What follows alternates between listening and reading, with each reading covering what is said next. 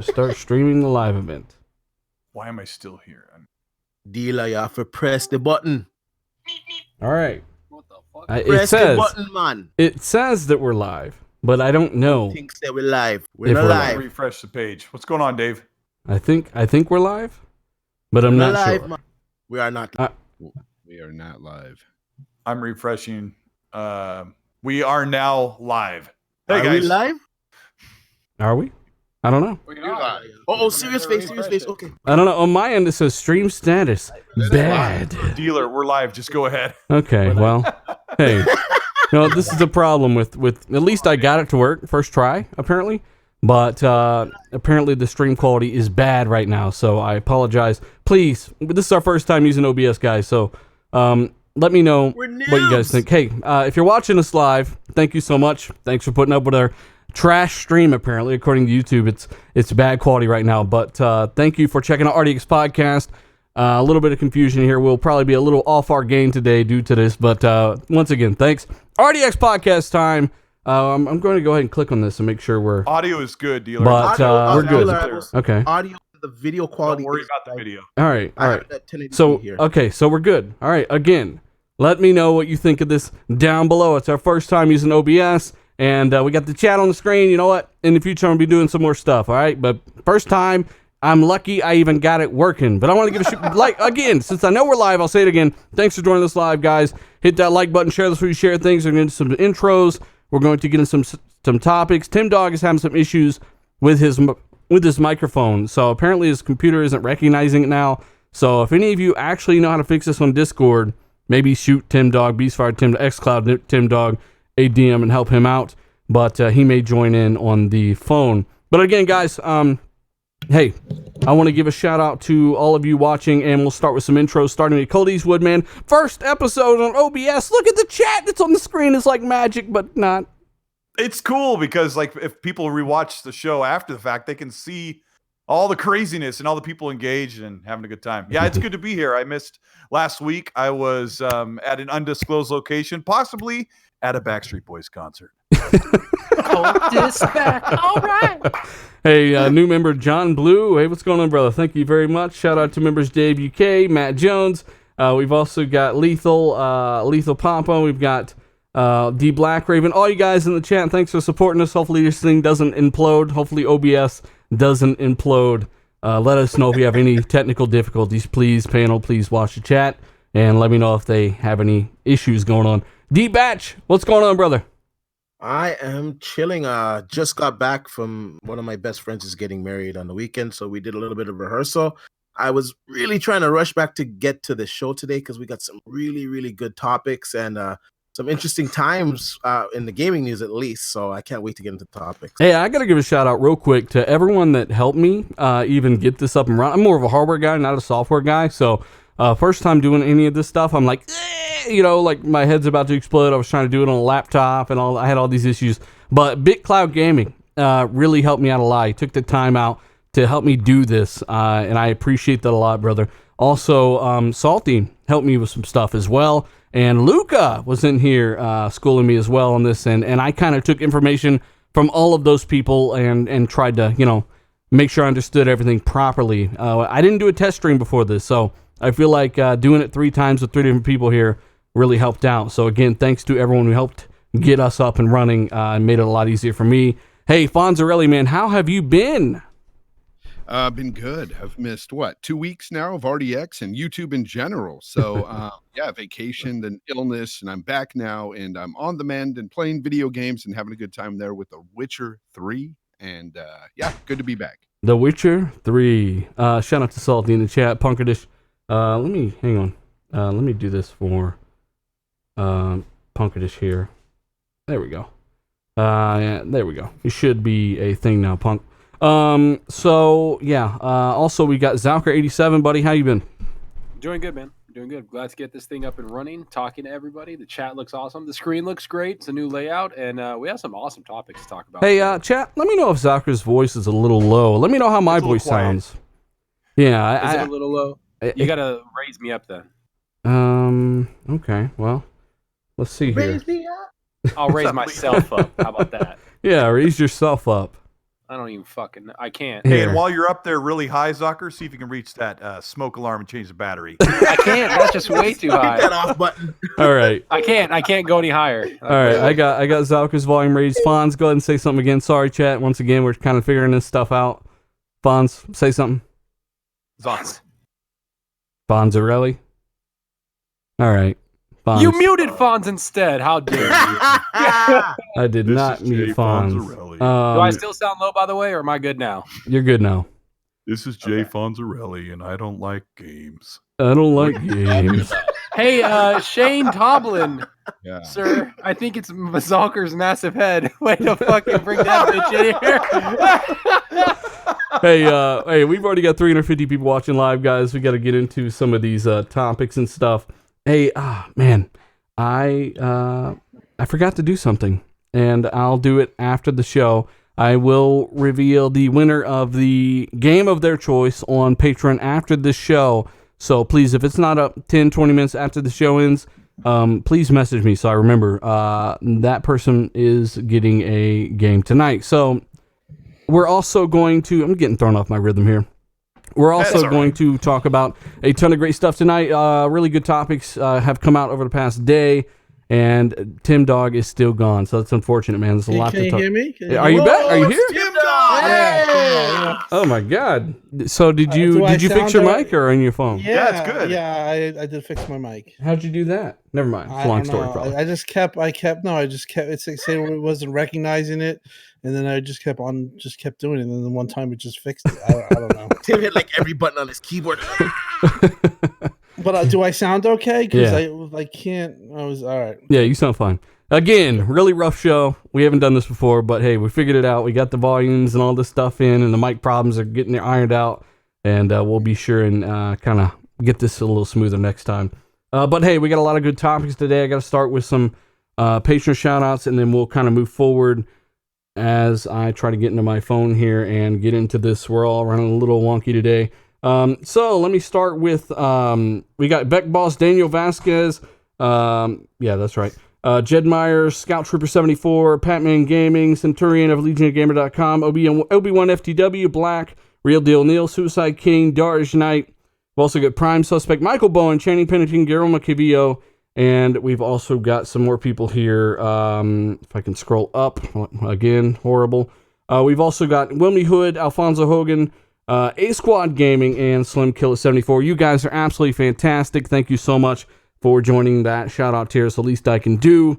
You guys are fantastic. Ninja joins Mixer. This was a big deal. And I actually messaged some Xbox employees about this and told them, look, this is actually really working. And I think people are really surprised by this. And they were really happy with the vibes coming off of this, regardless of if you are saying that they're spending all their money from Ninja, there instead of buying games. This is actually a positive wave coming across the community, Tim. What was your thoughts when you heard this news about Ninja joining Mixer, exclusively streaming with Mixer and not Twitch? I was very surprised by it. I thought it was a very good move for the platform. I felt, and I've talked to you about this. I felt that Mixer itself was really getting pushed out. I don't think that they got the results earlier in the year. They had a layoff. If you guys remember, they laid off a couple of streamers. I think originally they thought that Mixer would, because of its superior tech, would draw people in that way. And then I think that they went the old homegrown way to try to do it with lesser known, content creators. And it really wasn't working. So this move was a power move, basically. You get the biggest streamer pretty much going, and you legitimize yourself. I mean, it reminded me of the days when Howard Stern went to Sirius. It just made Sirius legitimate. Mm-hmm. And I think that, it draws a little parallels. I think they do need more streamers. But, like I said on the thing, we know this is not about Xbox. So it doesn't have to be something where it's compared, or it does have a little something to do with Xbox, because obviously he's going to stream Xbox stuff. But this was a strictly platform decision by Microsoft to try to get Mixer some traction, because as you know, the numbers are really low. And once he came on, just even the first day, they were very surprised. 3 times, just even before he even before he streamed, they had 3 times more volume as far as people coming in and looking at the platform. So it was a big move for Mixer, a big move for Microsoft, and I think it's going to help Xbox because if you guys remember, when he streamed Fortnite with Drake, that was was absolutely huge. And what was that? if he 3 could million do people watching? Yeah, over 3 million. So if he could do something similar to that with Halo Infinite, I think it will actually help Xbox and help some of their games. So here are the facts so far from what we're hearing from other Mixer streamers. Ninja comes to the platform, all of their numbers have gone up. Yep. So while you think he may suck traction away from those people, he's actually brought so many people to the platform with him that all of their numbers have gone up. And I've already heard people saying, well, they're spending money hiring someone like Ninja instead of buying games or building games. And when I see that, I'm like, what is going on here? Like, Zalker, did they not just invest who knows what kind of ungodly sum of money in 11 studios or something like that, and a bunch of software? What is going on here? What are your thoughts there? To me, I don't get why people say, oh, invest in games. It's like they've already done that. We've already seen that. They're already hiring for all their studios. They've already bought multiple studios. They're talking about that. They're not even done adding to the studios. And to me, this is just another limb, right, to the gaming. Like Mixer is another thing. It doesn't have to be tied to just Xbox. It's tied to their whole platform of we're investing in gaming. And that's what they're doing. And you just spilled it out perfectly. Mixer's views have gone up a lot. His first day, he had more views on just his channel than all of Mixer times like 3. Like literally, like I was looking, I was like, Jesus. And then now when you look at Mixer, a lot of those games that had like 400 people watching all together on that one game have like 1,000. So true or false? Like does Mixer have its own budget, or when they spend money, is it taking away from the Xbox division? It's not taking away from it at all. I mean, if anything, they're getting more money towards Mixer, which again, they've talked about it, content and community. That's what they want, right? Mm-hmm. They want games to come, which they're already doing and hiring and talking about. And we're about to get Gears. Like, we got games coming, people. Like every month we have like an awesome lineup at Game Pass. And I just don't understand. Like, it's not even coming. They're here. Like, we're going to play them. Like Blair Witch this month. I know it's a smaller title, but that game looks freaking cool. There's a bunch of stuff that people just want to complain about. And it's like, instead of looking at it as Xbox doubling down towards gaming in general with Ninja, you're looking at it as a bad thing. It's like, come on, man. Like, right. Enjoy what's happening in gaming and enjoy the competition between Mixer and Twitch, and Microsoft not backing down from Twitch. Yeah, that's I do want to throw something out there. I did talk to somebody behind the scenes, and Ninja is not an Xbox marketing machine. He does not play on Xbox, for one, just so everyone knows. He plays on PC. Everyone knows that. But he is not going to be forced to play Xbox games. That's a fact. I heard that directly from somebody behind Mixer. So that's how that's going to work. But keep in mind that he's also an ex-Halo Pro player. When he said going back to his roots, it could very well involve Halo Infinite next year. But that doesn't mean he's going to be magically streaming Gears of War 5, right? They may offer incentives for him to stream first party, but he has nothing in his contract that mandates him to do that. He can play whatever he wants. And Kyle in the super chat says the Gears Xbox looks absolutely fire. We'll be talking about that, but that's another thing with news like that. People are now saying, why didn't they reveal that sooner? Like, why? It's just one negative thing after another. So very interesting. Cult of Eastwoods. Yeah. Dr. Disrespect said he would go to Mixer if he got the same offer or better than Ninja. What are your thoughts about that? Like, now we're having streamer wars. It's kind of weird. Well, I mean, he's got a really good streaming connection in any bathroom, but God damn it. Yeah. Dr. Disrespect doesn't probably fit the Mixer thing. He's already given enough grief to Twitch, but yeah, I don't know. I just don't think that's going to happen. And you were talking about people keep making this connection between Mixer and Xbox because it's Microsoft. You have to remember that Mixer is the competition for Twitch for gaming, and Microsoft bought it. They bought it. Used to be Beam. Now it's Mixer. Microsoft bought that. So it's not necessarily tied to Xbox. So he did say, when you said back to his roots in Halo, he said he wants to play Halo Master Chief Collection, but he's obviously waiting for it on PC. So he will be streaming that as for whatever that does. But for you guys that care about the console, I think that Ninja might end up playing Halo Infinite on the Scarlett if it has native mouse and keyboard support, which I'm guessing or predicting that it will. So we may see Ninja streaming on the Scarlett if it can stream at a high quality that a PC does. That's another thing that I mean, why would he do that instead of just his PC, though? He'll stick to PC, bro. Yeah. I think he'll stick to PC, but also I think that Ninja will go where the views are. Like, that's what these streamers do. Like, he played Sea of Thieves. Ninja played Sea of Thieves. I watched him play Sea of Thieves. He fucking sucked, but he played it, right? Like, he didn't know it, but because that guy, the guy that was playing it a lot and had like 50,000 subscribers from Sea of Thieves, he went over there and did that. And then every other streamer, Tim the Tap Man, all those guys went and played it. He'll do that if people are watching. That's the whole point, right? That's what they do. And they're not going to dictate to him of what to play. If the viewers are going to watch Gears of War, he'll be there doing Gears of War. Of course he would. It's his job. Like, that's the whole point. Go ahead. I just wanted to double and triple that point that you guys made. I know I talked to somebody as well. They're not going to use him as a tool for Microsoft. Basically, they said you're going to be you. You can play what you want. We're not going to tell you what to play, and we're also not going to tell you what to say. If you want to be critical of us, you can be critical of us. You know, we're purchasing you, the personality, and they just want him to be himself. And you know, obviously, being himself got him to where he is.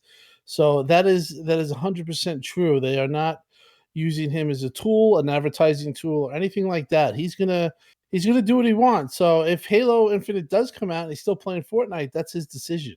Yeah. So, and that's the way it's going to be. Well, definitely. And other streamers have gone over already. Last night I was watching a guy and he said first time streaming on Mixer and he had 500 people watching him. And I'm like, who the hell 500? And I looked and he's from Twitch. Hey, speaking of 500 people watching, we got 590 watching, almost 600 watching live already. Hit that like button, guys. Let's try to get up to 300 for the end of the show. 1,000 after the fact. Our first episode on OBS. Again, let us know about the quality. We'll be doing different things with the foreground, but now we got the chat up there.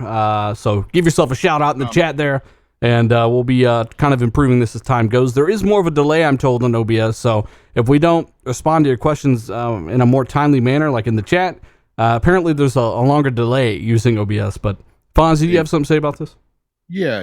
Real quick, I just wanted to say that if anybody out there is thinking about doing the streaming thing, thinking about Twitch or Mixer, I would suggest trying Mixer out, only because I think that this would give people that are just starting out a better opportunity to have people watching them.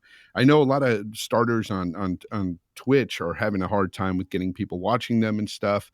And I think with Ninja coming over, this is just going to open the doors for other people to gain more traction. So I think if you're looking into doing something like this and you want to be serious about it or whatever, you know, I would take a look at Mixer just for that reason. Yeah. Wes Webb says Xbox needs games, not Ninja. And then Mr. Kima crushes them and said $2 billion in studios and games. Yeah, that's probably about the amount they spent. Also, 22 games in the work, Wes Webb. I don't think people understand, and we always say this. It's 11 studios since 2017. Do the math. 11, not 4, not 2, not 2.5. But Tim, they're supposed to have the games out now. I mean, it's been 2 years. Where are they? Yeah, I mean, most of these acquisitions took place less than a year ago. Hey, welcome Screeching Beaver as a new channel member.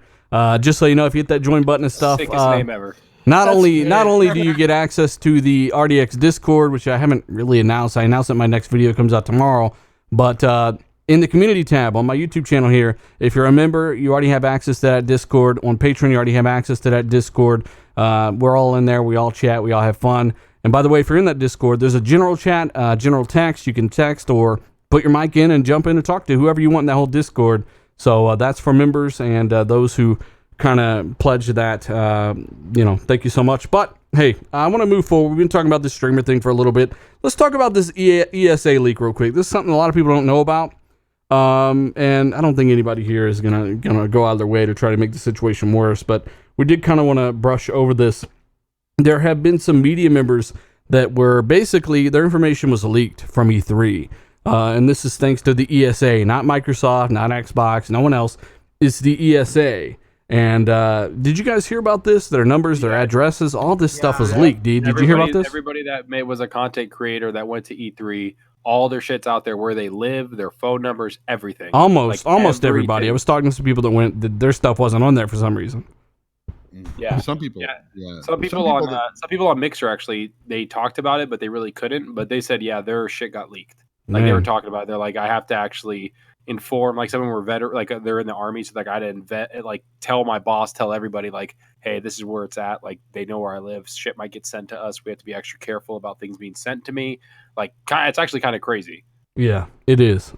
So we wish those guys the best of luck. We don't really want to talk about it a whole lot, but shout out to Luca and Secret Sauce and everybody in the chat. D Black Raven, Iron Handy. Brian Wright, all you guys. We're gonna go ahead and move on past that one, but that is the thing. It did happen. I want to real quick while we let some more people stream in. I want to cover this COD multiplayer trailer for a split second. This is focusing on traditional multiplayer first and foremost instead of battle royale, and it is it's not looking bad, man. There's a former Battlefield employee that came out and said, "Look, if DICE need to step their game up after this trailer." Did you check this out, Zaka? You heard that Metallica in the trailer? It sounded pretty good. Yeah, it looked pretty good. Yeah, it actually did. I really do miss the days of like search and destroy, where you would go, try to do an objective, and if you die, you wait till the next round. I hope they kind of go back to that and make it way better, and the map designs are way better, because every time I played a COD, it was like you just chuck a grenade across the map and someone dies. Like that's the way it was. Like literally, like that's what everybody would do. You would start and then there'll be nades. You're like running around like it's a damn minefield. Yeah. So I hope they kind of change that up. It looked good though, man. The music was cool. It was a good little trailer, Hey, Immortal, by the way, if they have RDX member in their name on Discord, that's an actual RDX panel member. So they have access to this room, for instance, that we're in right now doing this podcast from. It's not that you're not you know what I'm saying. But yeah, it's a little bit more literal. So yeah, Call of Duty looks great. I didn't really want to settle on that much for too long. It's kind of a segue into Playground Games and Obsidian, both speaking out about what's called studio crunch. Colt, did you see this? Both Playground Games and Obsidian are saying they are non-crunch studios, while you got like Kojima and stuff coming out saying, hey, we're in crunch mode, meaning we're logging a lot of hours really, really quick, right? Ralph Fulton of Playground Games said that crunch doesn't belong in a modern game development studio. So he said that their game, they'll just keep working on it at their regular schedule instead of trying to meet a deadline and making mistakes. That is pretty much true with the Horizon series they put out, and that will pour over into their studio that's working on the RPG game. But yeah, there's kind of an interesting dynamic on social media with that, right, Dealer? Because people are saying, oh, well, Xbox's teams are out having beers and going out to lunch. And Craig Duncan of Rare shared a picture on social media last night of his team having a team meeting at a restaurant outside.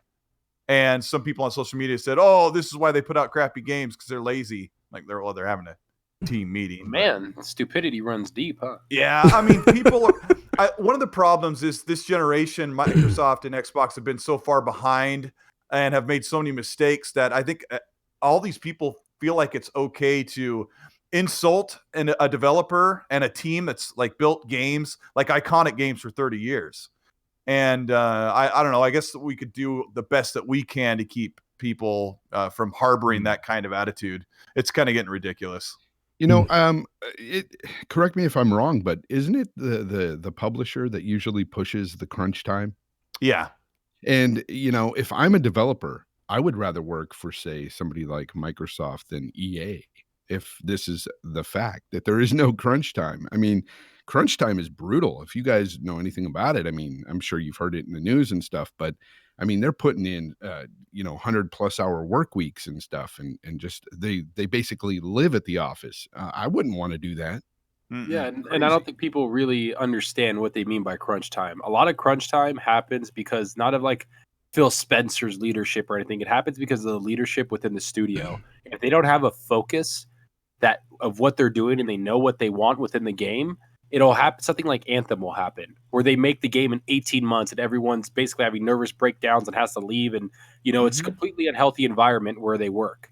it doesn't sound like that's happening at Obsidian, or to be honest, Playground has great leadership. We've seen that. They don't crunch at all, yet they're bringing out 90 Metacritic games. Yep. So great leadership and people that understand what they're doing and understand their employees. That's the best way to get the best out of your people. No, and that's what 20-hour days mandatory. Did. Fuck you guys.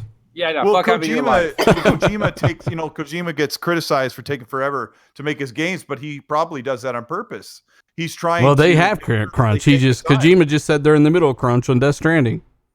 Well, maybe he doesn't want to have the game by November. Maybe he feels like it should be a spring release, and the publisher's putting the pressure down on them. It's a problem in the video game industry. It's a problem in every tech industry. The crunch has happened before. I've actually crunched before, and it irritates the shit You did 6 of them, didn't you? And then, you get a little sore. I did 6 crunches and got a 6-pack, bitch. But no, but I'm just like, it's just annoying that they have to do that, because they really don't. Like, if you look, God of War took 5 years to make, and nobody ever complained about crunch because they had 5 years. Every time people that made Spider-Man, Insomniac, every time they went to Sony, we need more time, they gave them more time. And again, Docker, it's because you have publishers like EA and these other publishers that come to those developers and say, hey, this is the deadline for this game. And if you're not going to be done by that time, or you don't think you're going to be done by that time, well, you're going to be working over, because you will be done at that time. Yeah, and it's just messed up. I don't like that. I really don't. Like, give the people the allotted time that they need and be realistic about it, right? That's the whole point of this. And I don't like when people don't know and haven't coded anything and can't code their way out of a paper bag talking about this and saying, oh, well, you know what? You're just sitting in a chair. It's like, no, they're not. Doing this shit's hard. It's mentally draining to a lot of people. Like, I'm sorry. If you don't understand the industry, don't speak on that shit, because it's not healthy for them. Well, yeah. I have to say, though, I think definitely it's a publisher thing, but I have to say, even the gaming community is, you just see with Xbox, we have 11 studios, and people are like, where are the games? Where are the games? Where are the games? You suck. Where are the games? Where are the games? And it's that insatiable attitude that really gamers have, that they want their games. And when we hear of a delay, let's just look at the community, and all the communities. When there's a delay, people make fun of it. They put it down. They trash it. They say, what's going on here? Is this game getting canceled? They fearmonger it. They do all this type of things. And that's all part of it too. So, I'm not saying that just the gaming community is implicit, but it's definitely part of it. And publishers feel that pressure, and they put it and they push it down. I mean, listen, there's a reason why, there's unions in this country, or, there was, because people will take advantage when they can take advantage. And, there's no reason why somebody should be working 18-hour days, 6 days a week. That's just not normal. And honestly, that's what went on. That's what went on with certain games, and they don't care. They do not want to hear anything. If you talk back, you're fired. Yeah. And then you have to go back. And then that's an unfortunate thing. Now with Microsoft, one of these things with these studios, and that everyone with the studios they have, is they're actual employees of Microsoft. All these studios, once you become under the Microsoft umbrella, you actually become an employee. So they are kind of protected in a lot of ways, but a lot of other publishers like the ones that are contracting out, like what Rockstar did, you don't have that. You don't have protection, and when there's no protection, people will take it burns when you pee, and they will push on it. So it's a problem, and I don't think anybody should be really making jokes about it and saying, this is why you get shit games. I mean, I just think that you have to realize these devs are people, and they should be treated with respect, and maybe have a little don't be so demanding all the time. And that just goes for the gamers in general.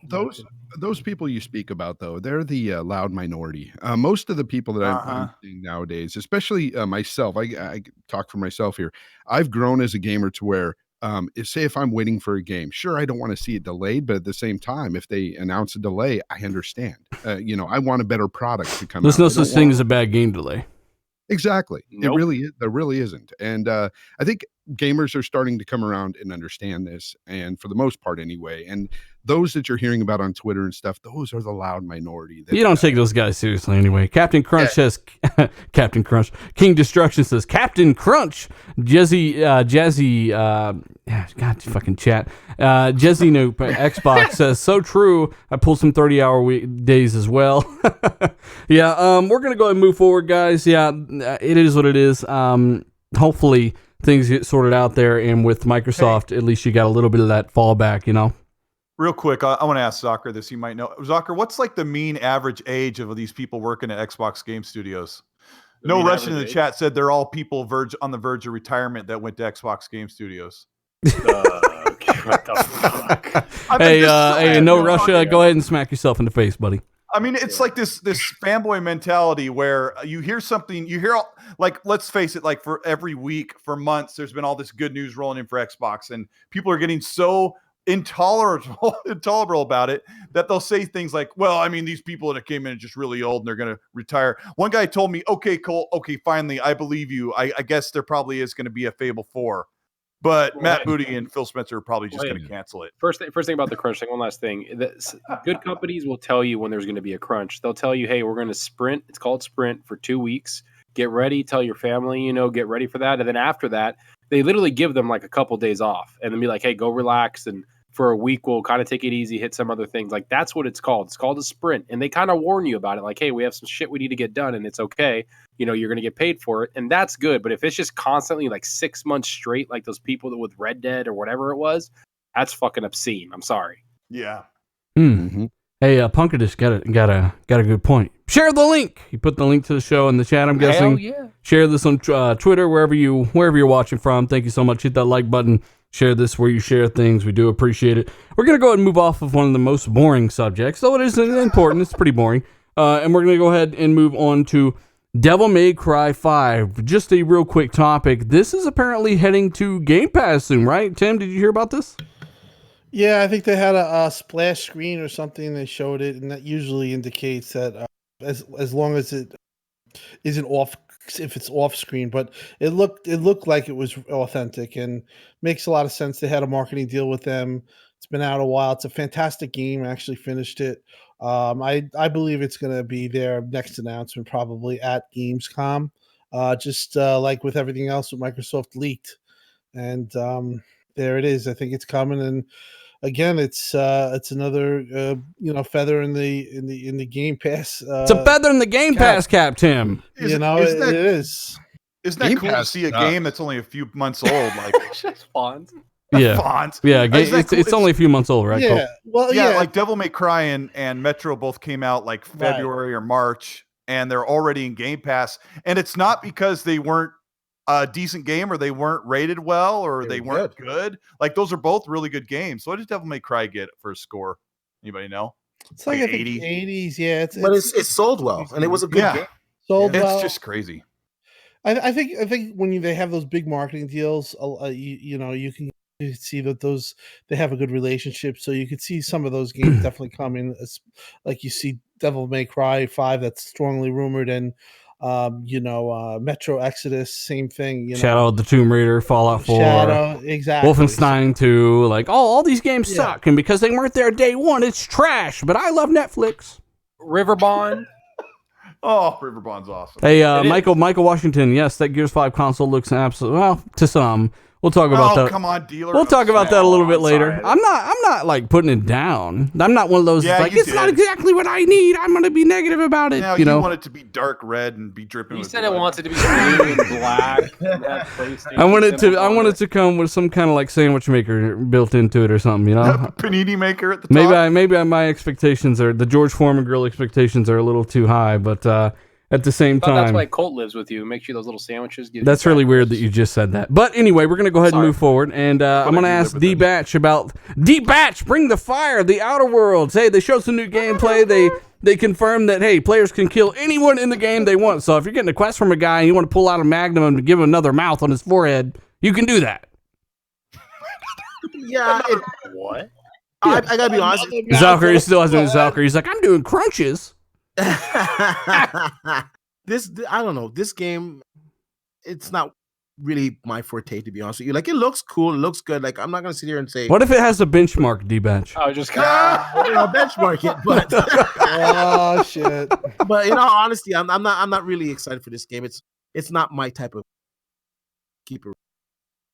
What is it? Is it me or? Let us know Yeah, if anybody's D-Bots, cutting out. He's breaking up. D-Batch, Yeah. he's D-Batch breaking sounds like T-Pain over there. Am I botting up? Okay, I'll jump No, back no, in. you're good Nah, right now now. you're good. I have It's the just bit a rate variant. for this room maxed out, so we can give everyone the best possible sound possible. But Work in yeah, progress. Yeah, but I We'll- just want we'll to just to add straighten like that. games like Fallout and like that are like the same vein. I'm just they're just not my type of games. I'm more of Either. an action guy. But there's some RPG games like Mass Effect that have more of an action element to it. But I don't know. It's just. I doesn't did appeal. hear. Who did I hear this from? I don't know. Somebody told me this. The Outer Worlds comes out this year, obviously, and they said that it was like Fallout New Vegas, but with more color. Mhm. So if you are a fan of Fallout New Vegas or Fallout or any kind of Obsidian or even a Bethesda game, this may appeal to you. So I'm looking forward to it. Except that the game is much the combat is much faster than Fallout New Vegas. So Is it? the shooting and everything they say is much faster. The only thing that's a lot like Fallout New Vegas is the fact that there's a lot of dialogue choice, and that is a great thing. Yes. Are you going to do a video on this, Fonz?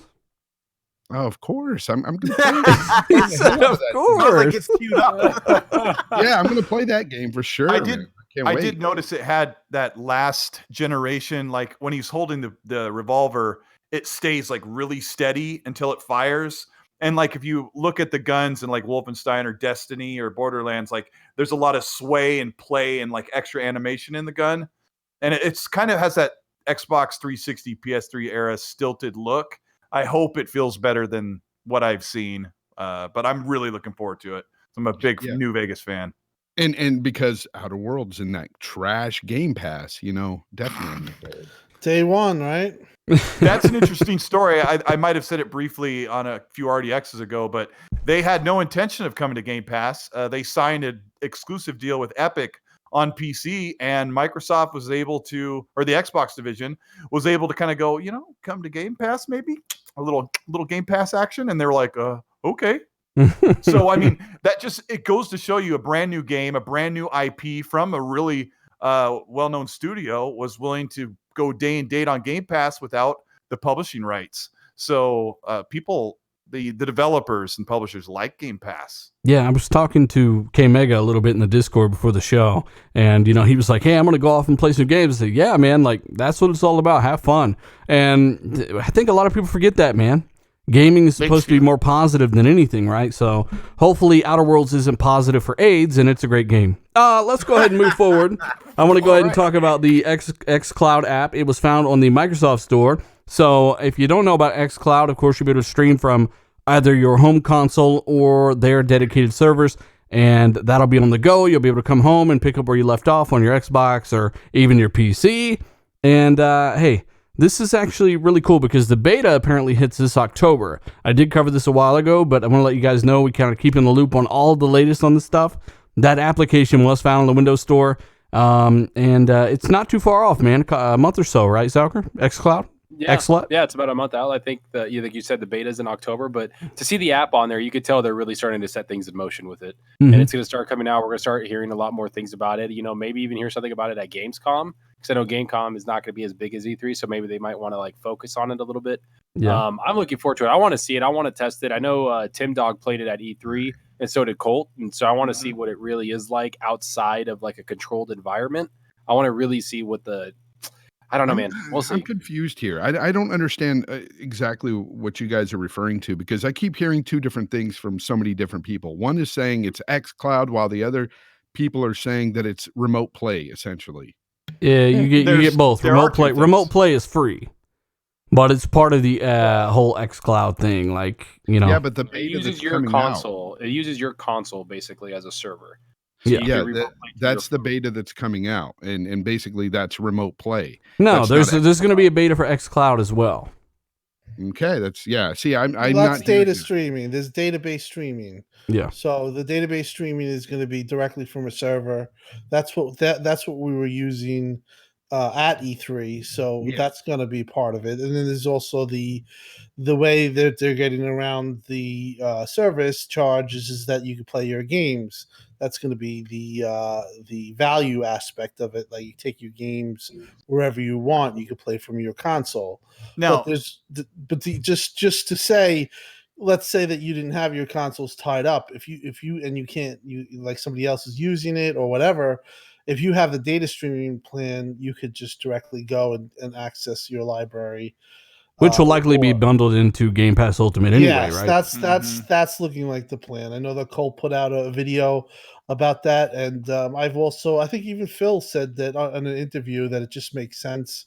Right. So it looks like it's Yes. going to happen. the cool thing about the remote play, quote unquote, to stream to your home console, if that works really well, that's free for everyone.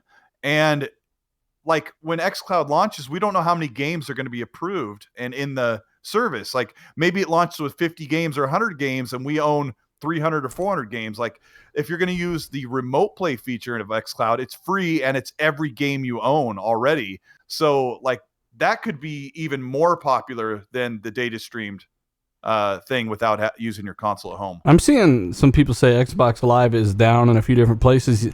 Apparently, they're having some authentication issues. I didn't have any issues earlier. I was on talking to some people and stuff. So hopefully you guys get that up and working as soon as possible. Prython, I wish I knew how to pronounce that. Prython. Maybe that's right. But he says, basically, what do you think about people saying that xCloud is just remote play? And, Sony's been doing this for years, blah, blah, blah. Well, Sony has been doing the streaming for years, and they've been doing remote play through PS Vita for years. But at the end of the day, it's been trash quality. That's why no one uses it. It's capped at, I do believe, 720p on the high end, maybe even 30 frames. I'm not sure on that. But the latency is really bad on top of that.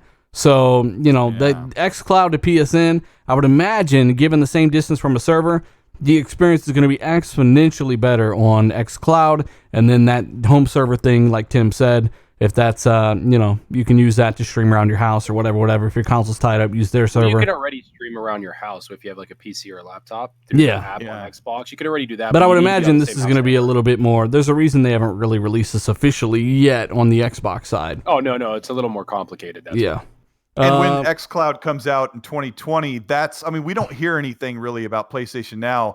I'm expecting in 2020 for E3 time, Sony to come out with a big reveal of an all new improved PlayStation Now with a way better online presence and maybe even more games. Maybe they're going to put more of their first party older games, but their first party stuff day and date, I don't think they're ready to do that. Yeah. Hey, I want to move the topic forward to Gamescom. Apparently, Microsoft, our listed Xbox game studios, are listed to be showing something there at Gamescom this month. D-Batch, what do you think that could be, man? Is that going to be Terminator 2 DLC, a new game, perhaps a new studio? Like, what do you think? Just give me your thoughts. I think we'll probably get a studio and hopefully a studio, really?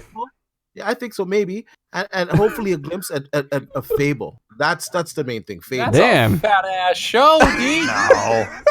Well, Fast forward to E3. Didn't they say that they had something to show at E3, but they chose not to show anything of it? Yeah, so they said that last year too, and had a couch with some donuts. I don't know. I think they should show something. Gamescom's a pretty good show for them, so they will. They're going to show. Aren't they planning to show some new Gears mode on? I think they'll concentrate on Gears Horde mode. They're definitely going to show Gears because it's almost releasing, right? But they're not going to show campaign because that's not part of their plan. But they're going to show the next. They've shown us Horde Escape. They've shown us Arcade and Versus. So they're going to show maybe a Horde mode. Yeah, I don't know. I didn't look at. Hey, let us know in the chat if you you're like D and you got your fucking head up in the clouds looking around shit for spaceships. Let me know. I think they're going to buy Insomniac, and then Kratos is coming to Xbox, all this stuff. D, you got it, man. Aim big, right? It's going to be Crytek Engine. They're going to announce that they finally have the rights to it and that they bought the whole studio. And then they're going to fucking delete it. And they're going to done. It doesn't exist anymore. They're going to take Crytek Engine and build Super Lucky Tale 2. Fonzarelli, what are time you hoping for from Gamescom, man? It is the biggest consumer game show in the world. Yeah, and it's going to be nothing but, like you guys said, they're going to show Gears 5. They're going to show stuff. Hey, don't lump me in with that shit. I don't think they're going to show much of anything besides that, and I don't know. I really don't know, because at this point, it's like we're waiting for big AAA blockbusters, and they're not going to show those on Gamescom. Not this year. It's not going to. Fable. No. He said, "No." Now. Well, hey, either way, We'll announce new games for Game Pass too. Yeah. Yeah. Probably that. Yeah. Hey, again, guys, our first show on OBS on Discord. Let us know what your thoughts are on the quality here. I'm still adjusting some things on the back end. We may have some gameplay up in the future. I mean, we can do a lot of things with this, so I'm just glad it worked. Oh, wait. Somebody in the chat says it's not all about games. Okay. Yeah, it is, dude. What do you it's mean? all about the games. Oh, well, you mean like they could reveal hardware bundles or... Well, that's what they did last year. They revealed a bunch of hardware bundles where they didn't even theme the console. They just put the game art on the box. They're like Battlefield 5, Fallout 76, and Fortnite or whatever, and then Minecraft, and then the next day Sony's like Spider-Man PS4 Pro. So yeah, PS4 Pro. Yeah. Well, let's go ahead and move forward. Hopefully Gamescom is a little better than some stale-ass donuts and Disneyland Adventures and Zoo Tycoon in 4K. That will live on in infamy, and I'm very glad they're not in that position anymore. Let us know if you remember what I'm talking about. So let's go ahead and move on. Gamescom is hopefully going to be good. Halo Infinite. The game will run on Xbox One, but Project Scarlett will get the special citizen treatment. And this is a quote from 343. There is going to be a lot of next-gen improvements on the system. Base Xbox One will not hold back the Xbox Scarlett, which is what I'm saying here, because it's kind of a fear. The fact that the base Xbox One is going to hold back games on the Scarlett. And we heard the same talk with the Xbox One X. We heard that that's not going to get any enhancements, no benefits because of the base consoles or because of PS4's highest selling system, when in reality, it pretty much destroyed everything else in terms of consoles. I think the same trend is going to be true here, D-Batch. The Scarlett will be heavily leveraged, and we've seen this on the trailer itself. The use of physics alone, night and day from anything we've seen in any current Halo game or any current, really current Xbox game.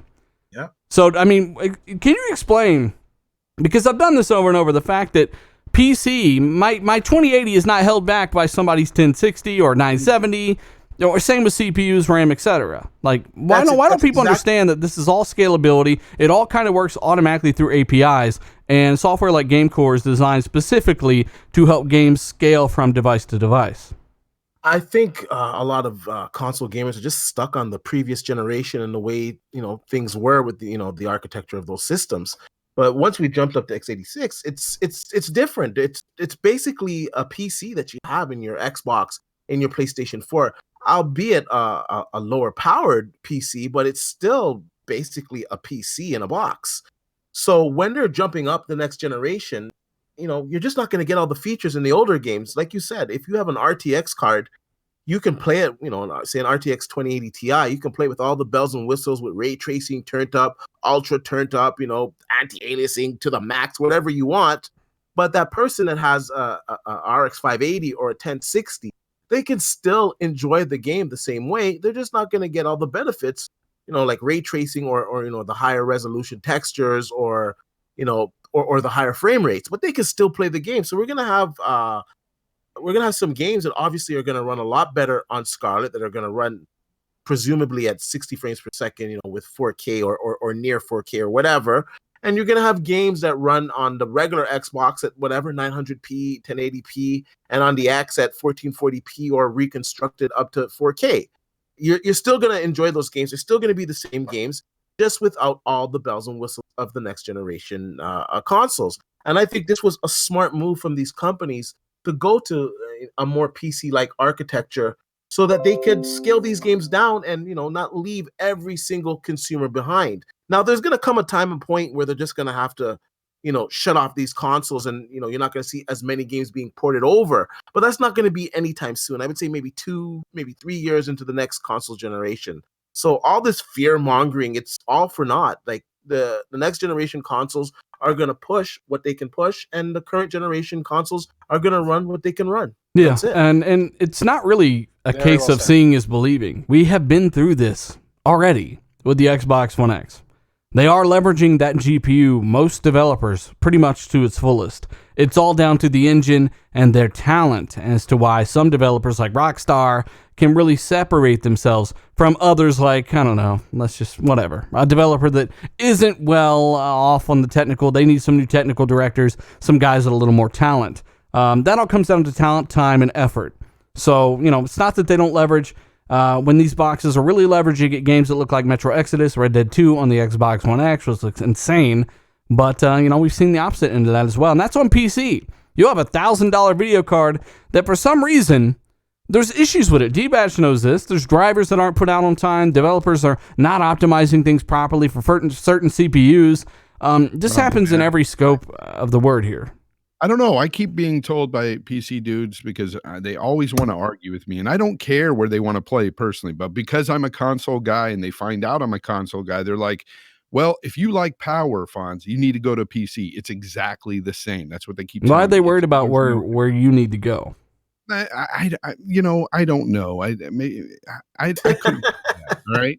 It doesn't fit this whole, this whole plastic platform war that keeps going on in this community, which I wish would just die, to be honest, because people should just be let them play where they want to play. But you can't do that. You can't say, hey, I'm a console guy without somebody coming and trying to step on your toes or make you feel bad. At the end of the day, that's just my preference. But I keep getting told there's no difference with PC, and there's no more problems than there are on a console with PC. And I know that that's bullshit because I've been there. I know that there used to be problems when I played on a PC. And I keep hearing from you guys that there still is. There's more issues. There's more issues because there's more parts, but there's also more flexibility. Let me just add this real quick though.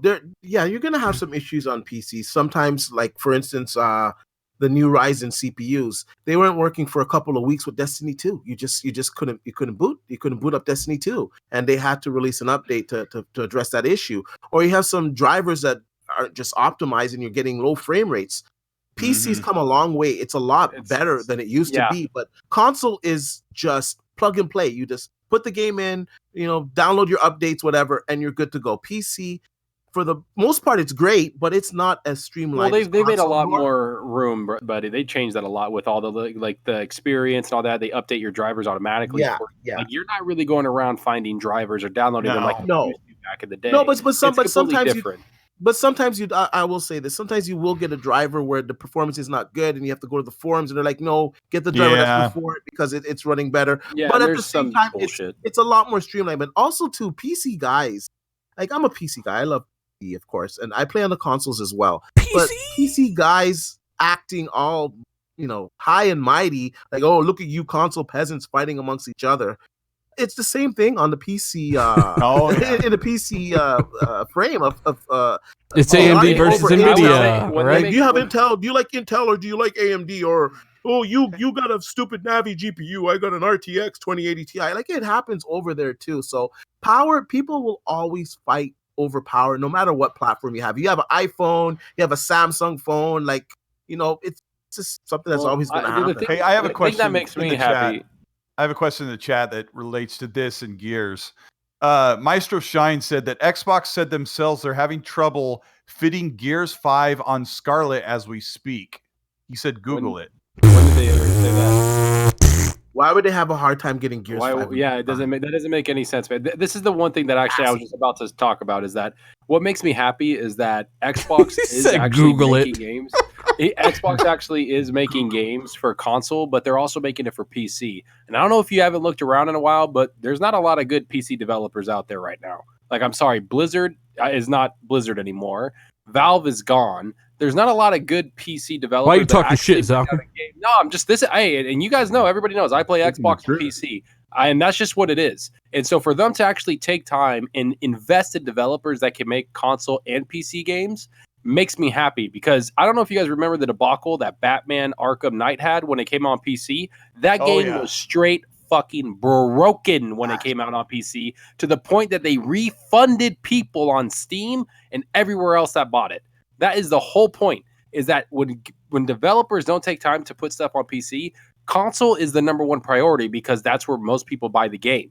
So when they come to PC, especially single player games, a lot of people, I hate to break it to you PC people, you guys torrent it. You're a PC guy. It for free. I'm a Xbox and PC guy, and I don't torrent anything because I don't want to. I want to support the developers. So that's the point, is that's what I enjoy that Xbox is doing, is they're actually putting the time into the PC platform to give these people actual games that aren't broken. Hey, Buddha time, real quick. He says the PC Master Race guys need to realize that if not for console gaming in general will be not as big as it is today. And I've said this before, because without consoles to power AAA game sales, there just isn't enough hardware out there generally. You know, most PC users, we all know this. It's easily Googleable. You can find this stuff. It's not like the coalition saying, we can't fit gears on Scarlett. It's not like that bullshit, right? Everyone knows that consoles power a lot of AAA game sales. And if not for that revenue, you're not getting as big of games as you have. So that's a good point.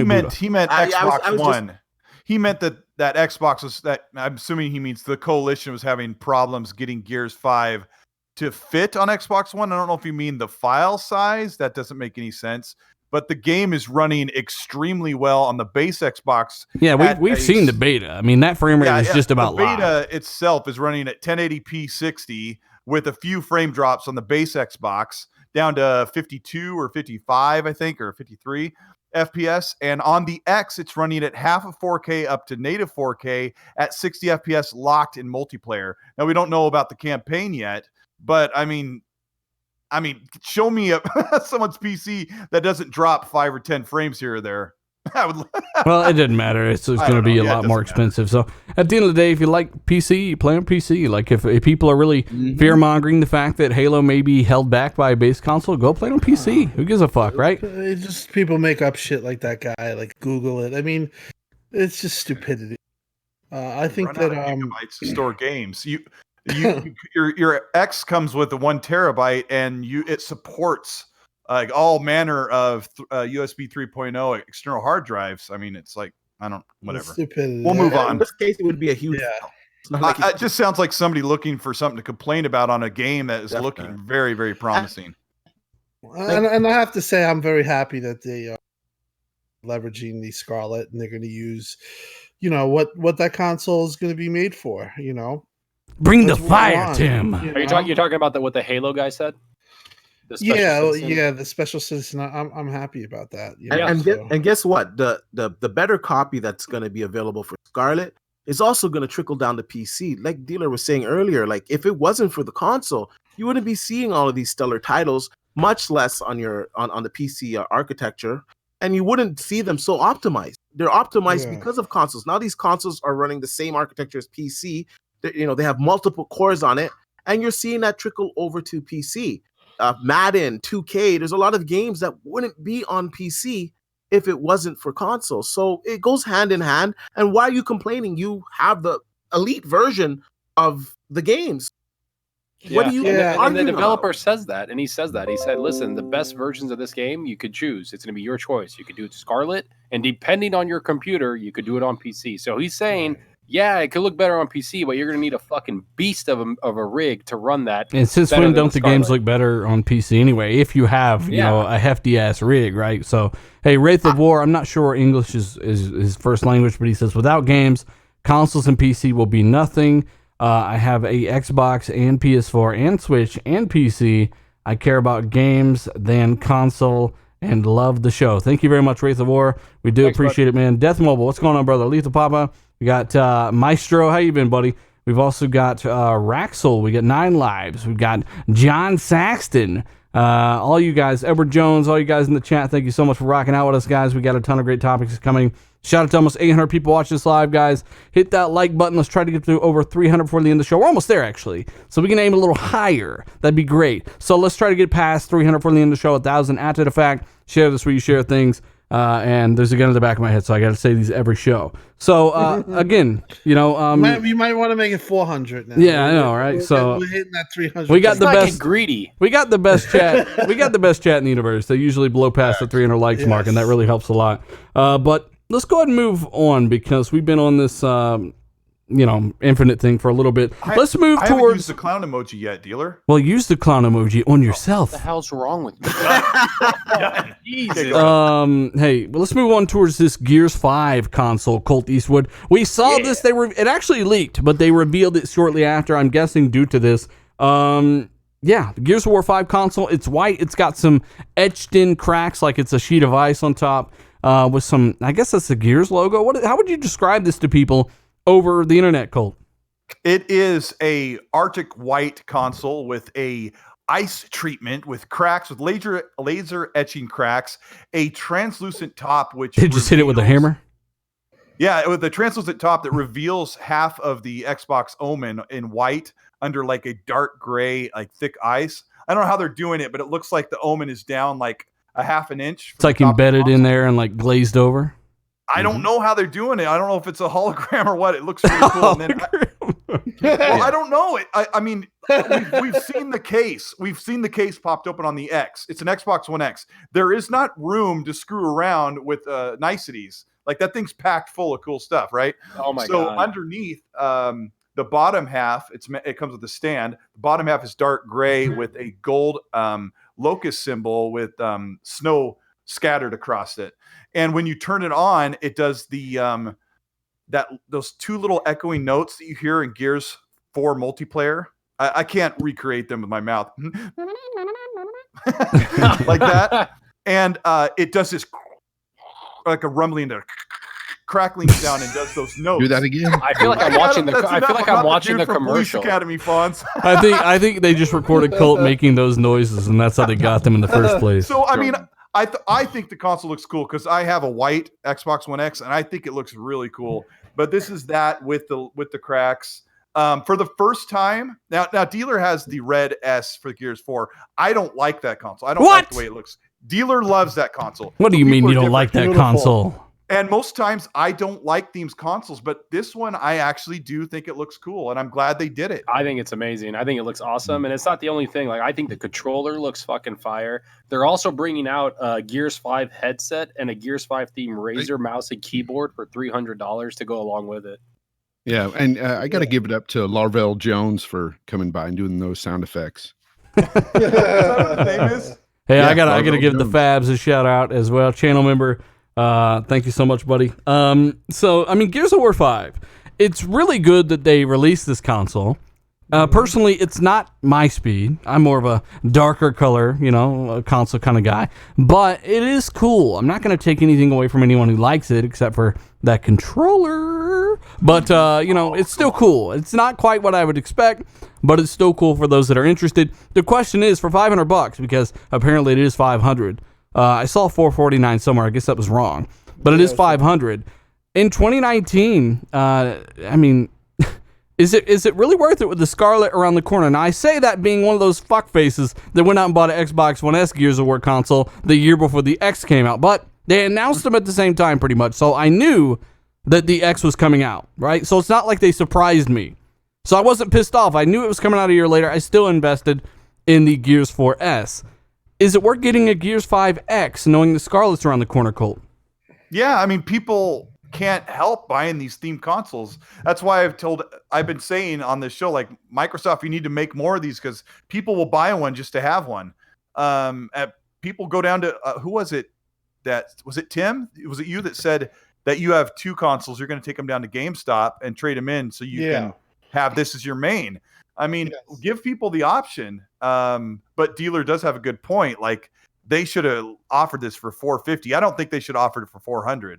It's a custom themed console. It comes with the game. I think $450 is the right price a year before the Scarlett comes out. Yeah. Well, I have to say, listen, I ordered it. I ordered it today, and I think with the first of all, the console is absolutely gorgeous. I didn't like the controller when I first saw it. But when I saw it had those blue accents, like on the blue, I was like, wow, I really like this controller. really, really like the design of the console. And I thought to myself, I said, I can trade in. This will be. I'll probably have 2 Scarletts. I have 3 Xboxes X's. I'll probably have 2 Scarletts and I'll have 1 X, and this will be my X. So that's the way I'm going. And I think when we say, well, if Scarlett's right around the corner, yes, that is true. But the fact is that I do think that X is going to be here. I think that we might be having the X as the base. Because they're not making the Lockhart. I think that the X is going to go into that Lockhart space. They're just going to adapt and scale it, right? So I don't think that the point is, I don't think that they're going to, when the time comes, they're going to gen it off. I think that they might, because of the power of the console and the way it is they can have that as a base console, and you can have a 4K option there, and then you can have the 4Ks with bells and whistles, ray tracing, and all that. With the Scarlett. So for me, I would have had trepidation if the Lockhart was still a thing, but it isn't. And this is going to be my console going forward for the X. Even when the Scarlett, I'll have 2 Scarletts, I'll have this. And like I said, I really was blown away by the design, and the reaction online was, like, hey, actual custom console, holy shit. Yeah, and people were saying it's not X, people saying we need an X console. They did that. And for $4.99, listen, you're getting 5 games. It does come with the original Gears of War games, which are in Game Pass. And it comes with the stand. It comes with the stand, which is which is like $19, which is really nice if you have the stand that came with Project Scorpio. And it's a custom console. And it comes with the Ultimate Edition of the game, don't it? Yeah, it comes with all of them. Yeah, and the custom controller, which is $60 on its own. They could have just thrown in a white controller, really, but they went a little bit extra on that too. So. I mean, it's not a bad deal. It's not a bad deal. Big Germ says it's kind of shit. I think they should have revealed this at E3. They shouldn't have waited this long. And I would ask, when's the last time they revealed a custom console at E3? It might have been like Halo 3 or something. Right? Like they could have, but maybe wasn't it the Gears 4 controller, the console there? Didn't they reveal that there? I think I don't think so. That was a leak. That was a leak. Oh, that was a leak. Yeah, they don't really reveal the custom consoles at E3. I might be wrong, but this is nothing new. And I'm not going to bitch about them not revealing this soon enough. I mean, it got the whole day to itself, basically, in the media cycle. Now, what they should have done at E3, Big Germ, I can 100%, 1,000 will say this forever, is show some goddamn single-player set pieces.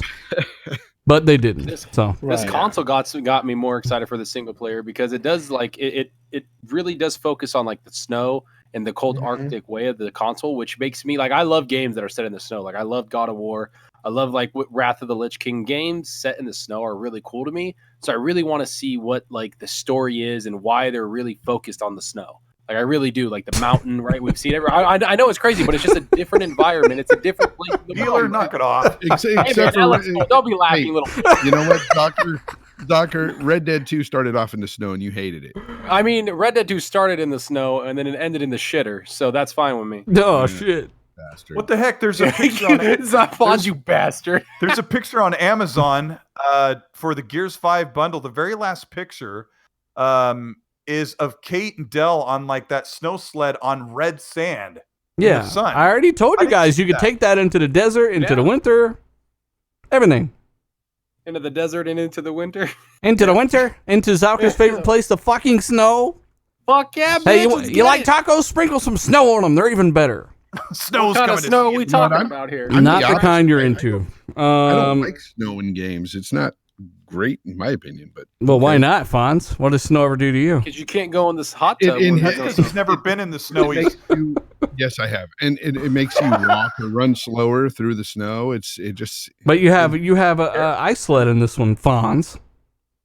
I guess. I think Fonz is snow racist. Get exposed. What? Oh man! Wow! Don't say that R word.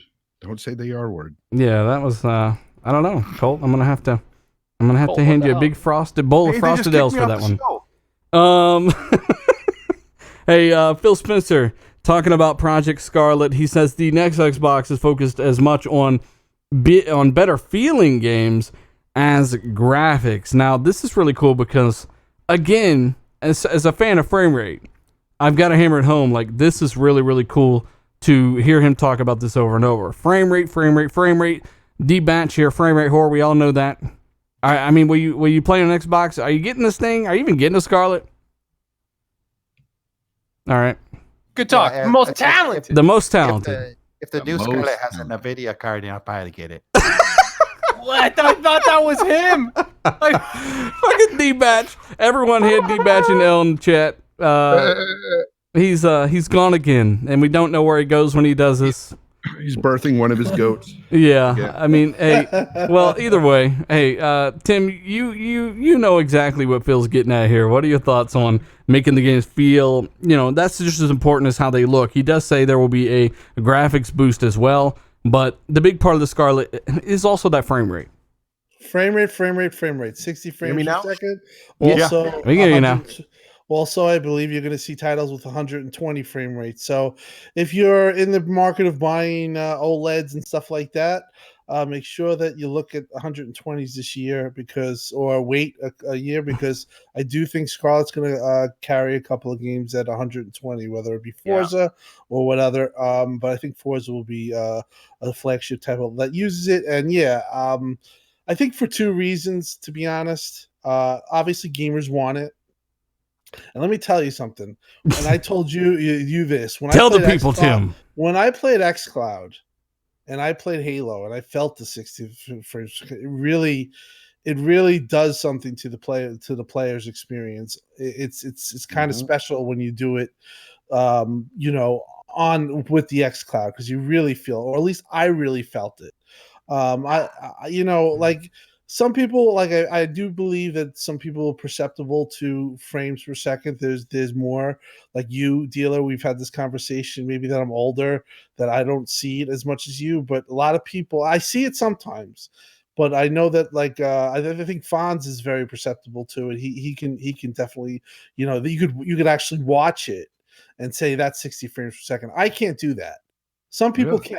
Yeah, some people can. Yeah, it's interesting because the Xbox One X has a 120 hertz mode, but it's only for the operating system at 1080p, and no games come close to utilizing that because of the CPU and GPU bottleneck, pretty much. It's really interesting how they had that mode D, but they just never utilized it on the X. On the Scarlett, Phil's talking once again, the feel of these games is going to be just as big an improvement as the visuals. I agree. Yeah. I think we're gonna see some 1440p, 120 hertz games. I think you're gonna have some options. You can play at 1440p or say like 1800p reconstructed 4K, 120 frames per second. God damn, D, you up in the clouds again, man. You don't think so? No, I think on certain, like maybe a racing game or something like that. Yeah, maybe.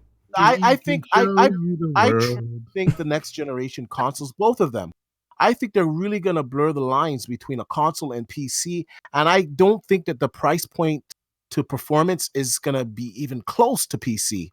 I think we're really going to get something special out of these consoles. And if they're already touting that the frame rates are going to be fantastic, I expect to see some games at 1440p, 1800p, 120 frames per second. To be honest with you right now, the Xbox One X, if they chose to, I don't, of course they're not doing it, but if they chose to, some of these games could run at 1440p, 120 frames per second right now, because, you would just dumb down the settings, to say high, a medium, and, optimize it like you do on consoles. And you could get that. So it's not really far-fetched to think next generation that we'll be seeing 1440p, 120 120 frames per second, or 4K 60 frames per second.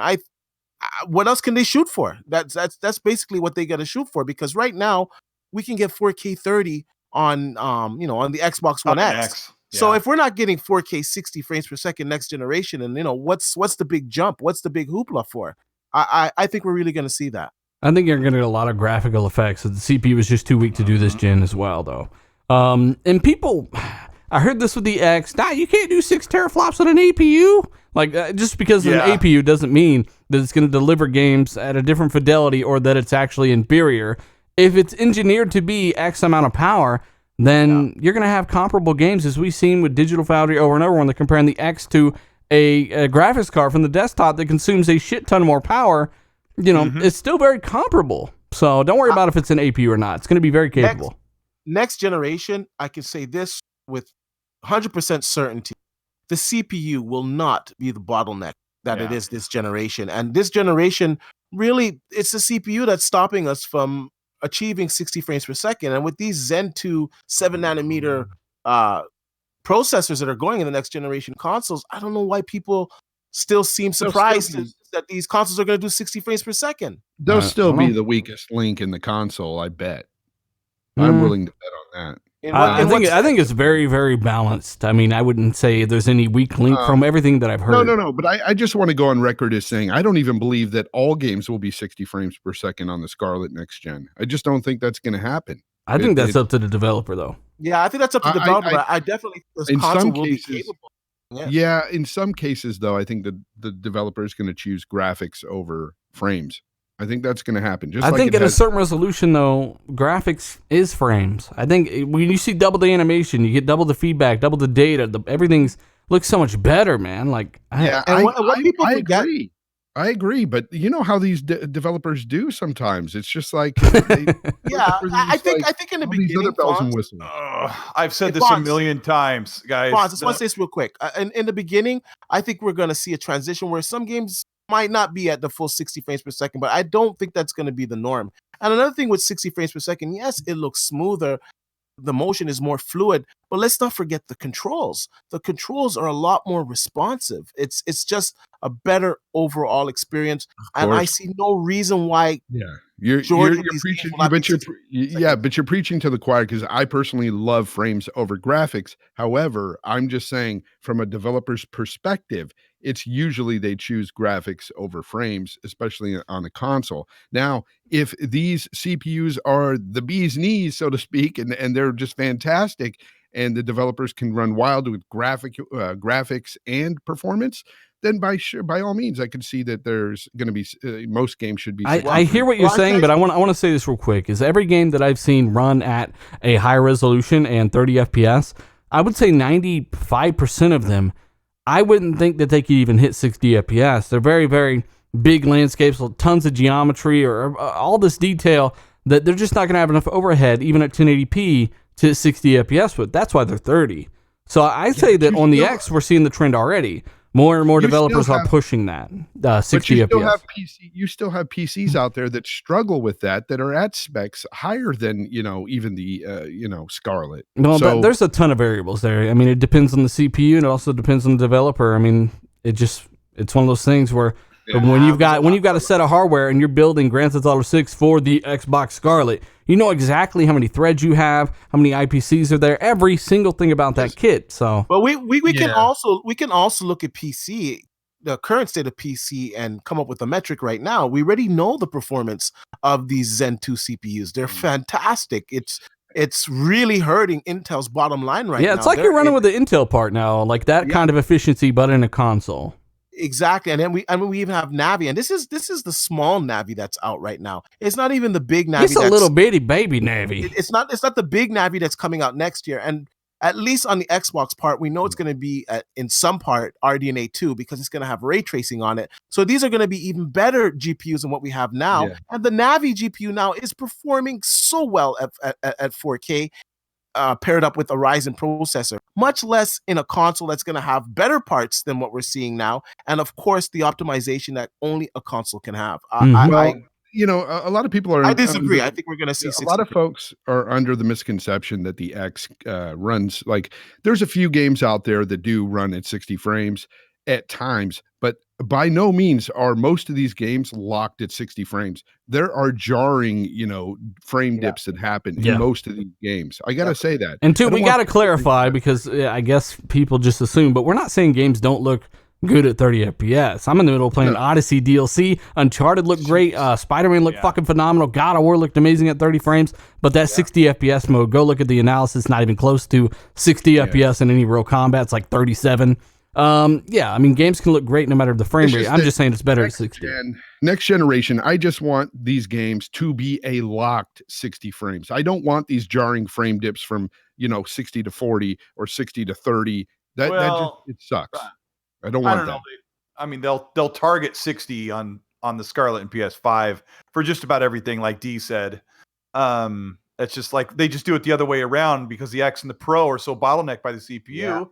Gotta choose. They have to say we're not getting anywhere near 60 stably, so we'll just cap it at 30, and the rest of the overhead is going to make it look prettier. Hey, and go ahead. And also, too, let me add real quick. Also, to the next generation console, once again, it's gonna have FreeSync. So, say a game is like teetering at 56, 55, 54 frames per second. You got that FreeSync on your OLED or your Samsung television. It's gonna be smooth as butter. Which I don't think you'll need it anyway. But hey, what is that? I fucking lost him in the chat. Great one. He asks, is Halo Infinite gonna be the last game in the Xbox One X? We had Mike Ybarra from Xbox on the show, and we asked him how viable the X is gonna be, the Xbox platform is gonna be for the foreseeable future, and he said he sees the X being viable for years. Like, meaning there's a ton of capability there, especially in the GPU side. How they scale that CPU bottleneck is up to them, but just know that if you bought an X yesterday or last year, it's still going to work great on games like Infinite and beyond. Can I just add real quick on the X issue? Let's not forget the cloud. I think in some point in the X's lifetime, where it can't compete, with the Scarlett device, or it's lagging behind, they'll be able to implement the cloud in some form or way that you'll still be able to have functionality out of that console. So yeah, I don't think that console's going anywhere anytime soon. Yeah, and Mike Ybarra also said that they're still supporting the 360 with Xbox Live and the servers there. He's like, so I don't understand why anybody would think we wouldn't support the Xbox One still. And it's still here, right? I mean, you look at other companies shutting down servers with Uncharted 3 and Last of Us multiplayer, right? That's a big announcement. Yeah, and all this stuff being shut down, yet Microsoft doesn't do that. So I don't understand why people are afraid that Xbox is just going to fucking vanish into the ether like Thanos snapped them. It's not going anywhere. Into the darkness with you. Immortal says, why are my comments being deleted? I don't see your comments your comments are all here, bud. So No Russian said no, the Xbox One X is like an overclocked 570. No, it's not. It's already been proven. It's greater than a 580. It has more stream processors. It's got more VRAM. Like, where have you been for 2 years? If you're a PC guy, like, where have you read? Come on. There's no GPU that's out. It's definitely a custom model itself. It has no PC counterpart. I mean, I don't know. I think he knows that. He's just trying to waste everyone's time and breath. Well, thanks, mister. Embarrassing. Hey, again, we had 800 people watching a little bit ago, guys. Hit that like button. Let's try to get that up as high as possible. Let's try to get past 400. First show on OBS. Hopefully it's all working well and stuff. We'll keep improving the layout. I'll say it again. Let's move on to Satya Nadella, who owns Microsoft. He bought it all himself. He's the CEO. He's the CEO of Microsoft, and he came out and talked about the future of the Xbox platform. This is the guy that makes all the decisions from the head down. Zalker did a video on this, brother. Can you sum this up for the people listening? Yeah, so he had an interview with Fortune magazines, and he talked about gaming. And he said, the living room is not the only place where people play games. The living room is a super important place where they play games. He's like, we still love our consoles. We're going to have another console, and we're going to keep at it because we think that people who want to play games on the console want to stay there. So this is directly him saying that we're going to stay in the console base. We're going to stay with the console system, and we're going to give content to those people that want to play on that system. And he says that people also love playing on PCs. And he goes, we didn't have any proposition for any gamer on PC except, hey, we have Windows, and that's it. So he's like, we decided to attack that front and expand our gaming. That's literally what he said. That's all he said. And then with XCloud, it's another avenue, but he's like, we're not talking about that too much, except that we're going to bring AAA games where you can play on your phone. And you're going to be able to stream those games, from Xbox or the cloud or whatever. So it literally sounds like he is wholeheartedly behind gaming. Like, that's what he's going to be doing. So that's really awesome for him to say that and actually give us like stuff that we can do. NASCAR calling me out. So what did you take away from this, Zalker? Fuck Xbox, the sky's on fire? Uh-oh. All right. I just heard a little beeping noise. I thought maybe the whole thing died because I heard a couple of notifications from Discord. It muted you. Yeah, I don't know. It went doo-doo, and I was like, what the hell just happened? It muted me. My voice is too... That's weird, man. Like I said, I mean, Xbox is doomed. I mean, what'd you get from this? I mean, are they focusing on the console, or they threw that under the bed and they got their phone out now? I mean, what's going on? It sounds like they're completely behind the console, and that's what he's saying. Is that we know that you want to play in your living room, your TV with a console, and that's what we're going to do. It's like we're going to provide that for you, and that's what I really enjoyed hearing from Satya. This is the guy that Phil answers to. So I've heard this before from a lot of people that Phil's only going to do what Satya says. Well, this fucker just said that he wants to bring consoles to everybody. This and content fucker just said. Yeah, I'm just saying. Like, I mean, you have to drop the F-bomb. I'm sorry. How do you know Satya is a fucker? That's what I want to know first and foremost. Because he bought Microsoft, like you just said. How dare man. No, but that's what he said. It just sounds like they're backing the consoles up. They're not going to walk away from it. And why would they? The console market's really hard to get into, people. And Xbox didn't invest 18 years and billions of dollars to just go, and walk away from it. All right? Why would they? XCloud and Windows phones. It's all about phones. Excellent. It is. It's all about phones. It's all about phones. Beastfire Tim Dog, wake up over there, buddy. What do you think about this? I think Tim Dog. Right. I think Tim Dog's the one who. We're having a little bit of technical issues here. I think Discord knows who's cool and who's not, and it's kicking people out automatically. Can I just say something? Can I just say something about this? One of the articles I read, and it doesn't have to do with gaming, is that Bill Gates said one of his biggest mistakes when he's with Microsoft is his biggest mistake at Microsoft is that he let the operating systems of phones go away. He's like, I gave it up to Google, basically. He's like, that was my biggest mistake here ever in my career. He's like, because we have the means, the software to do it. And I think Microsoft sees that they have given up on things very easily. And I think they're not going to do that with gaming. Like they held on to Zune when they should have let it go, and they let go of phones when they should have held on to it. Yeah, stuff like that. Like they just were like cutting ties. I don't see that happening. I think they have the money, they have the resources, and they damn well have the programmers and the software engineers to pretty much execute anything they want if they just give it time and money and learn from mistakes. And that's what I think they're going to do with gaming. That's really what I do. I don't think they're gonna let it go. They bought NASA scientists, damn it. They're making something. It's SpaceX. SpaceX. So Next hey, up, they're buying Elon Musk. hey, I want to once again, our first show on OBS. We made it through. It worked. No big issues. Hopefully I can end the show correctly, but thank you guys for rocking out with us. It was our last topic for this week. A good show. We'll be back next week with even more. We want to say thanks to everyone who showed up, rocked out with us. Hit that like button on your way out. Share this where you share things. And we got over 400 likes, so that's great. You guys are absolutely fantastic. Let us know maybe in the chat after the show ends, in the comments, maybe what you'd like to see. I'm getting some stuff made for this and all that. All this stuff costs money, so I'm putting money in here to make this as good as possible. I've definitely got the hardware to run everything at a much higher quality than Hangouts ever was. So if I had gameplay, it would actually look really damn good because I've got the rig and the internet to push all that. So let us know your thoughts in the comments. So let's get into some outros, guys. Thank you for rocking out with us. Cody Eastwood, man, what have you been playing? Where can people find you? Of course, any of you guys have any final thoughts about what Satya said, you can throw this in here. But, what's going on, Cole? I've been playing Assassin's Creed, the new Atlantis DLC, which looks really gorgeous. And I've been co-oping Wolfenstein Youngblood with you, Dealer. And we were on Mixer a couple times, which is really cool to have a few people come by and just kind of talk with us while we played. And Mixer's really nice to use. We got a lot of comments like, this game doesn't look that bad. Everyone's shitting on this game. We're like, it's really not that bad. And people are really curious. The game's not great, but it's still fun. It's still good. The combat's good. It's not directed. Fonz, have you even played it? I'm just messing with you, Fonz. You know me. I'm like super positive. No, it's got a really horrible direction problem. Like the UI and how to get in and through missions is just not very clear, and it kind of takes away a lot of the enjoyment. But once you're fighting, it's fun. So don't buy it right now. That's just all I say.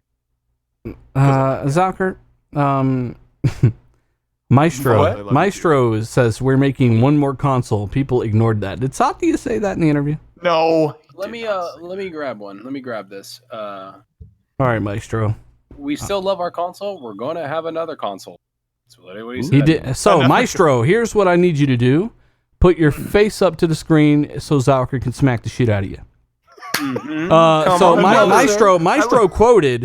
Maestro quoted, we're making one more console. People ignored that. No, you can't read. All right. The only company that said that they don't know if they're making another console after this next upcoming console is Sony. That's right. Sony was the one that said that. Now They they're said not going to believe you, they so you aren't- might want to find that fucking link.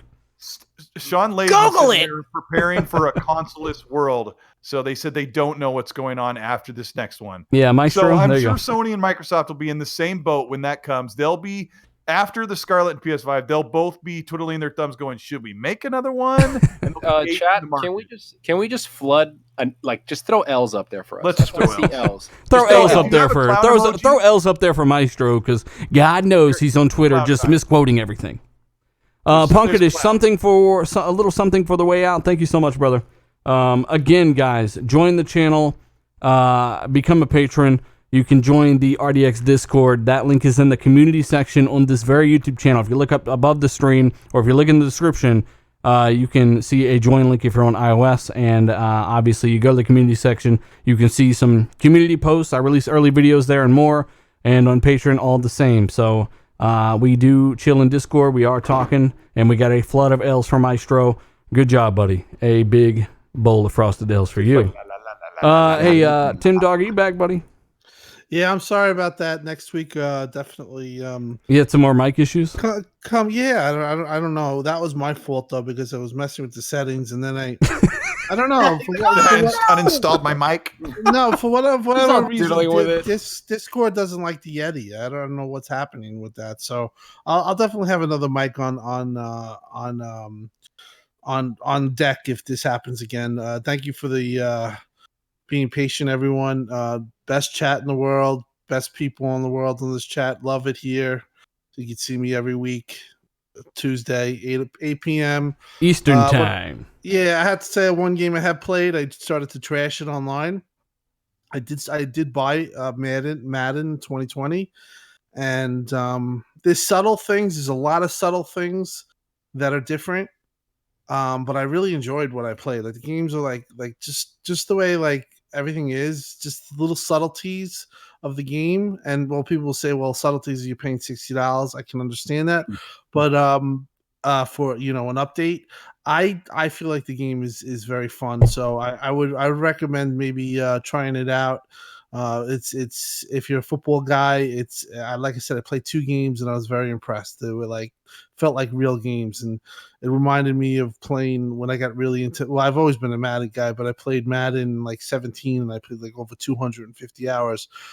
When they had the Ignite engine, I think it was 2000. They ditched that thing real quick, didn't they? The Ignite engine. Yeah, well, I mean, I can get really into it because I love just playing seasons. But I have to say though that despite all the negativity around it, you might want to give Madden a chance and don't prejudge it, because I did prejudge it. I said this is going to be an update because I wasn't really happy with 19, and so far I really liked 2020. So you know what would help Madden? Bring back NFL 2K. Fuck yeah. yeah, exactly.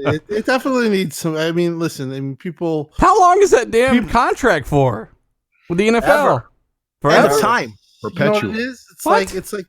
It's like Phil says. You just with the sport games, you have to have a third party developer that wants to pick it up, and with baseball, it's never going to happen. That's why I would like an exclusive for Microsoft that could do baseball. I think would be a smart idea, but We know they don't make any party- real money on that, right? Right, they don't. But the third parties don't want to get involved. Like even look at EA; they're not even making an NBA Live 2 2020. I believe. I think it's just NBA. You can have NBA 2K. So these guys got too big, and it's the old adage, competition.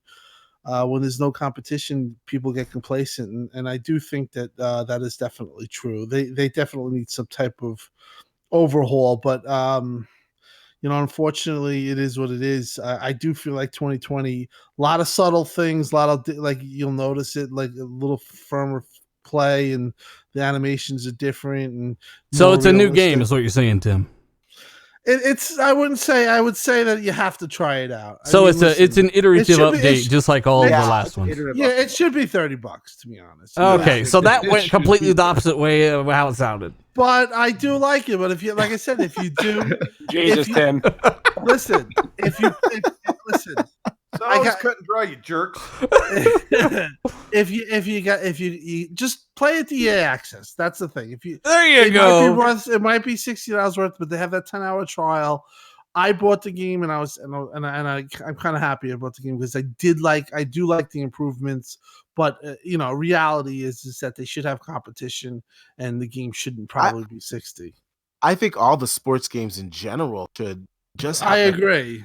annual update that, I'll pay $25 or even $30 for the new roster update. That's acceptable to me. But every year, like I did play Madden as well. I'm not a huge Madden guy like you per se, but I still play it every year. And they made little refinements, little improvements. So there's still a lot of stuff there, like some of the collision detection. Like there's a lot of clipping. I found a lot of If- We're the guys taking going way, into way each other, too much their ranks time on going in. this fucking game. If ever there was a I'm time sorry. I was the mics would cut out, now would be that time.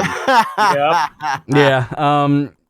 Yeah. I agree. Madden. Okay, Madden sucks. Fine. Yeah. Hey, No, shout out to it doesn't everyone complimenting the podcast as well, guys. We really like the fact that you guys enjoy listening. If you want to help it grow, share this to your Xbox friends, people in gaming. You never know. That kind of helps us go a little bit further every year. We had 2,100 people listen to live this E3, and next year maybe we can get up to 3,100. You never know. With your help, we can do that. So.